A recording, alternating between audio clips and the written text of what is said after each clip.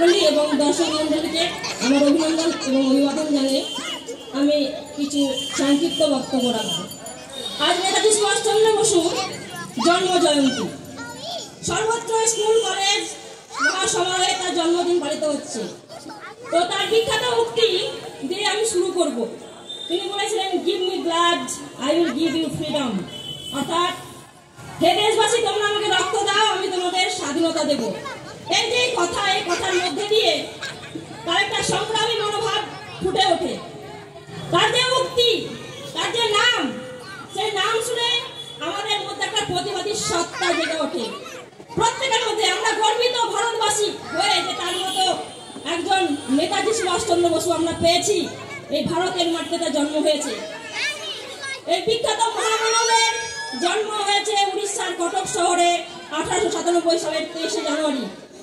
তিনি জানকীনাথ বসু এবং প্রভাবতী দেবীর একজন সুযোগ্য সন্তান। তার জন্য আমরা খুবই গর্বিত। তিনি ছেলেবেলায় খুব মেধাবী ছিলেন। তার ছেলেবেলায় প্রোটেস্ট্যান্ট ইউরোপিয়ান স্কুলে বাল্যকালের শিক্ষা কাটে। তারপর তিনি জয়েন করেন র্যাভেনশ কলেজের স্কুলে। বাল্যকালের শিক্ষা শেষ করে তিনি প্রেসিডেন্সি কলেজে ভর্তি হন এবং সেখানে তিনি পড়াশোনার জন্য ভর্তি হন।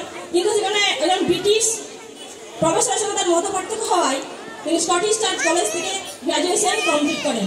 তারপরে তিনি লন্ডনে যান এবং ইন্ডিয়ান সিভিল সার্ভিস পরীক্ষায় বছরে অত্যন্ত দক্ষতার সঙ্গে 4র্থ স্থান অর্জন করেন।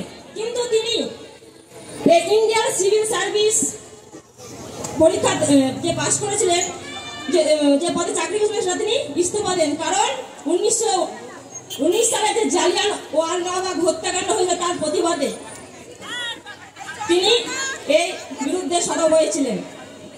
তো তার বিভিন্ন রকম কার্যাবলী আমাদের আছে। তিনি গান্ধীজির সঙ্গে যুক্ত হয়ে আমাদের দেশের জন্য অনেক কাজ করেছিলেন।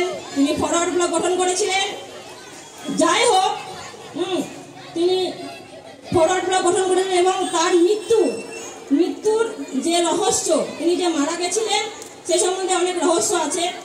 তবু শেষে একথাই বলবো যে নেতাজি সুভাষচন্দ্রের মতো আমরা যে মহামানব পেয়েছি ভারতবর্ষে, তাদের আমরা অনুপ্রাণিত, আমরা খুবই মুগ্ধ। তার অনুপ্রেরণা আমাদের সকল ভারতবাসীকে অনুপ্রেরণা জাগায়। এই বলে আমার বক্তব্য শেষ করছি। ধন্যবাদ।